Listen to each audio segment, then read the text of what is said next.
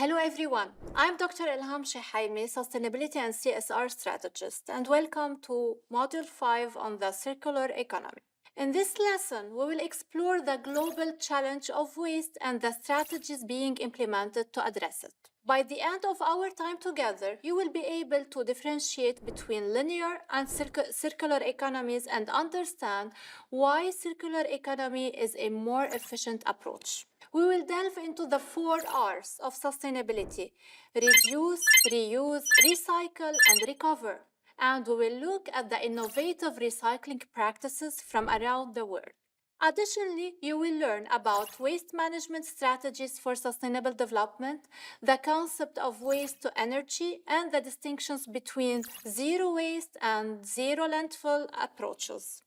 Let's get started on this journey towards a more sustainable future. What is waste? First up, let's talk about waste. Understanding that challenge of waste is crucial. Waste can be defined as unwanted or unusable materials that we produce through different activities. In this section, we will discuss different types of waste, including e-waste, food waste, and energy waste. You will also learn about sources of waste and how they relate to our ecological footprint in this human-driven era. For our class activity, you will be reading How Many Earth, How Many Countries. In groups, you will each be assigned a country in the Arab world. You will explore how many Earths your assigned country would need to sustain its current consumption habits and discuss potential solutions to reduce this footprint. To better understand waste, let's watch a short video titled What is Waste? A Community and Environmental Health Problem. This video highlights how waste impacts our communities and environment. Class reading How Many Earth, How Many Countries? In this activity, you will be divided into groups, and each group will be assigned a different country from the Arab world. Your task is to read the provided material and assess how many Earth would be needed to sustain your assigned countries in current consumption habits. As you discuss, consider how your country might have reached its current state. At the end of the session, you will collaborate to draft a list of solutions that could help your country reduce its ecological footprint. Then we will come together as a class to share and discuss your ideas. What is waste? Waste is generally defined as unwanted or unusable material. It can be categorized into several types: municipal waste, domestic waste, everyday items discarded by households; industrial waste, waste produced by manufacturing and industrial process; construction waste, materials generated from construction activities; agricultural waste, leftovers from farming activities, including plant and animal waste; commercial waste, waste produced by businesses, including offices and shops; chemical waste, hazardous waste containing harmful chemicals. To help us better understand the implications of waste, we will watch a video titled What is Waste? A Community and Environmental Health Problem. Class activity. Identifying and ranking waste for this activity. For this activity, we will dive deeper into waste classification. You will work in groups to identify specific forms of waste that fit under each category we just discussed. Once you have done that, try to rank these waste types based on their environmental impact. Consider which ones pose the greatest threat to our environment and explain your analysis. For example, in the construction category, you might include materials like concrete, wood, and insulation. Let's share our finding and engage in a meaningful discussion about the impacts of these waste types. The challenge of waste. Next, let's discuss the challenge of waste generation. It's alarming to note that the world produces approximately 2.01 billion tons of municipal waste each year. That's not all. 50 million tons of electronic waste are generated annually. Did you know that people buy 1 million plastic bottles every minute? If current trends continue, by 2050, our ocean could have more plastic than fish by weight. Food waste is another critical issue. We waste about 7.2 million tons of food, with more than half of it still perfectly edible. When biodegradable items rot in landfill, they produce methane and potent greenhouse gas, contributing to global warming. In fact, our current consumption patterns require 1.7 Earth to be sustainable. And if we don't change our habits, we could need 3 Earth by 2050. This paints a concerning picture of our waste crisis. The human impact on Earth. For our readings, I recommend 2 articles. What is the Anthropocene and Why Does It Matter by Katy Pavitt, and Mountains of Human Waste Mark the Arrival of Earth's Anthropocene Epoch. These readings delve into the impact of human activity on the planet, illustrating how our actions have led to increased waste and environmental challenges.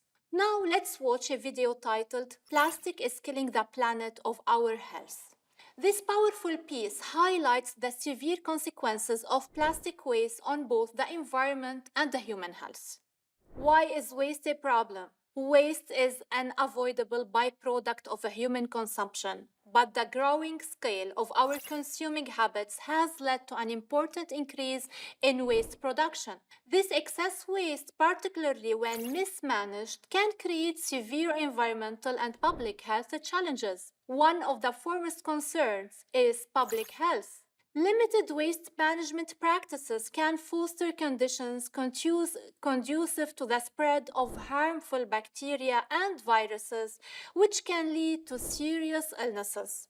For instance, improperly disposed waste can attract pests that carry diseases, putting communities at risk. In addition to public health issues, waste also poses substantial risk to our natural environment. When waste gathers, it can disrupt ecological process and delicate food webs. This disruption not only puts at risk wildlife, but also lessens our capacity to extract vital resources. For example, contaminated soil and water from waste can impact agricultural productivity, making it harder to produce the food we need.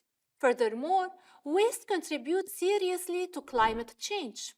As waste decomposes in landfills, it releases greenhouse gases such as methane, which is far more potent than CO2 in its warming effects. This link between waste management and climate change is critical and will be discussed further in our lesson. By understanding these interconnected issues, we can better understand the urgent need for effective waste management strategies that protect both public health and the environment. The socio-cultural impact of waste. The problem of waste is not solely a matter of environmental management. It is also deeply influenced by socio-cultural norms and values. In many cultures, the principles of hospitality and generosity are highly considered. While these values promote kindness and community spirit, they can unintentionally lead to overconsumption and consequently food waste. For instance, hosts may prepare excessive amounts of food to ensure their guests feel welcomed and satisfied, resulting in significant leftovers that often go uneaten. Additionally, the practices of reusing and recycling are not universally embraced across cultures.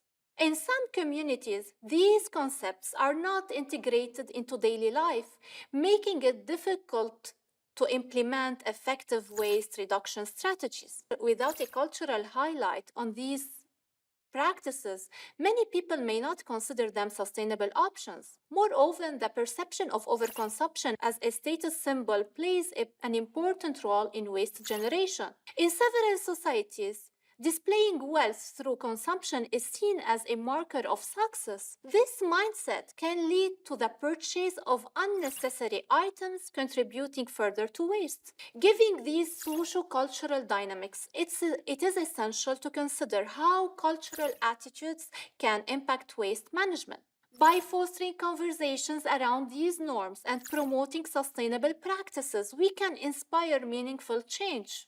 The question remains: how can we leverage cultural strengths to reduce waste and promote a more sustainable consumption habits in our communities? Now let's look at some interesting case studies about waste management in the Arab region. One important example comes from Noor Tigani in her article dated 2019. This decluttering campaign sheds light on overconsumption in Egypt. Tigani talks about a campaign in Egypt that tackles the big issue of overconsumption, which leads to a lot of waste. She explains how cultural habits and economic factors play a role in this waste buildup. The campaign inspires people to think carefully about what they buy and promotes a simpler, more sustainable lifestyle.